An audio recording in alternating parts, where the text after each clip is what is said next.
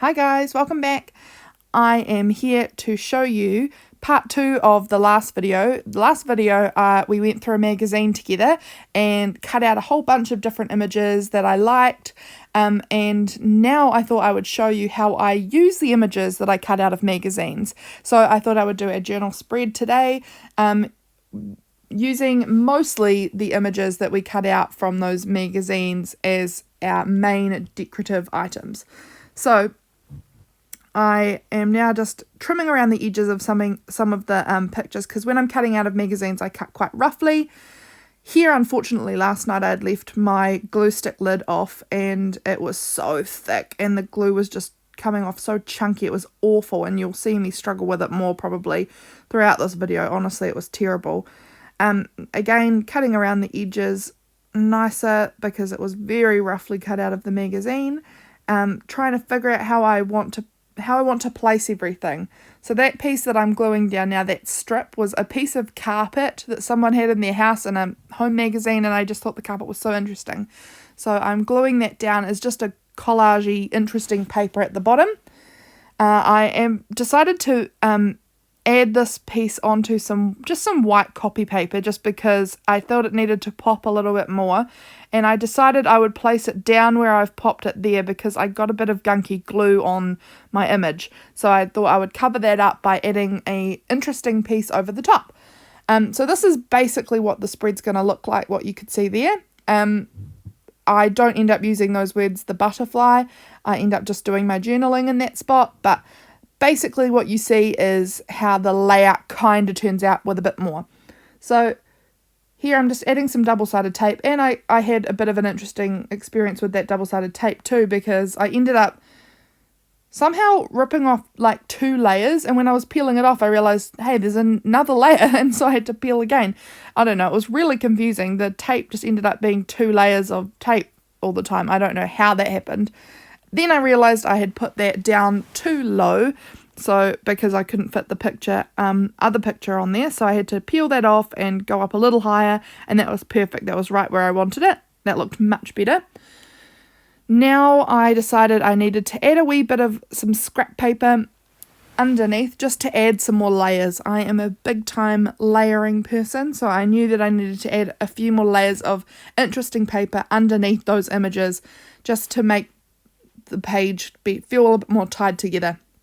So I had that little scrappy piece of scrapbooking paper that I had left over, so I thought I'd add that pretty pink piece to the top, and then I decided I'd add some of that music paper, and I liked the torn edge of the scrapbook paper, so I peeled it back up so I could tuck the straight edge of the music paper underneath, and that worked really, really well. I really was happy with how that looked.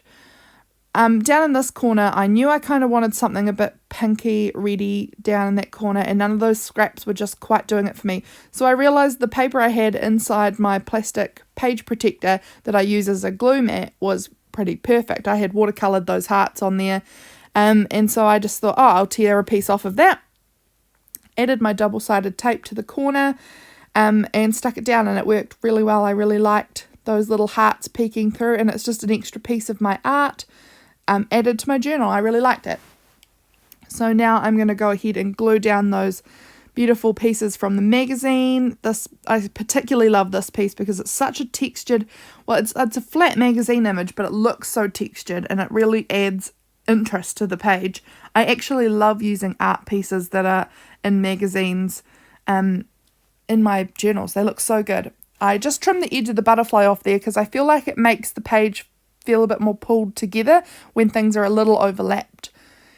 Here I decided the butterfly had so much black and nowhere else had any black that I grabbed out some black washi just so that I could drag that black around the page a little more and make it just look a little bit more cohesive, rather than having just one piece with that massive bit of black, just the butterfly having all that black. I just wanted it to feel a little bit more like this is supposed to be there. That was me rummaging through my sticker tin. I used the sticker Friday, yay, because today, the day I'm putting together the spread is Friday. It's actually Good Friday. Grabbing out my stamps and just using some ink, and I don't have my acrylic block with me, so it gets wonky because I couldn't see where I was putting it, but I don't really mind that it's a bit wonky, honestly. It's a it's just, I don't know, it's supposed to be junky, it's supposed to be real looking, so it doesn't have to be perfect. So I just grabbed those and made a little butterfly postage stamp image, got a little buggy and stamped him around the page too. Now I've grabbed out my date stamp and I have put my date on, and I just ghost stamp it off on the page. I kind of like the look of that ghost stamping. Ghost stamping is where you ink it once but stamp it multiple times, so you get a fainter image every time you stamp. I had some of these stickers from a Flow magazine or something, and so I used 5 of them because I like odd numbers. So there's just 5 of these pinky reddy neon sort of fluoro stars around. Then I grabbed out this other little sticker sheet I was given by a lovely happy mail, and I used one of the little tabs on the side there that said happy, and then there was a few little butterfly stickers, so I added them around the place, and a little label which I wrote the word fly in. I wrote it terribly, but I don't know, it looks fine. Now it's time to do my journaling. So that big piece said do more of what you love, and so I decided to write out all of those things that I love that I'd like to do more of. So those I'm just sort of journaling them around the edge in that space on that page, which I think is cool. I actually really love making lists in my journal, and I'm actually kind of thinking about seeing if I can come up with ways to make more lists, because lists fill out the space in your journal in a really interesting way, and in a way that really tells your story as well. I don't know, I kind of like it, and I'm thinking about maybe making some sort of listy challenge on Instagram or something sometime soon. I don't know, we'll see. Here I am just doing my journaling. I don't have much to say about today. We were just home. It's another isolation day. We were just home. We tidied our deck. We didn't do a lot. I've been loving using my watercolor brush here to do a title for my page, and the title is Good Friday. I don't journal anything about the fact that it's Good Friday, but it is Good Friday, so I just thought I'd add that in, because at least then it shows me when I'm reading back on this that today was Good Friday. I don't know. I also have been really loving, when I title with my watercolor brush, doing some dots of the same color all around the page to, again, bring a bit of cohesion to the page. And I think that it looks really, really cool when I have all those dots. It just fills in more of those empty spaces.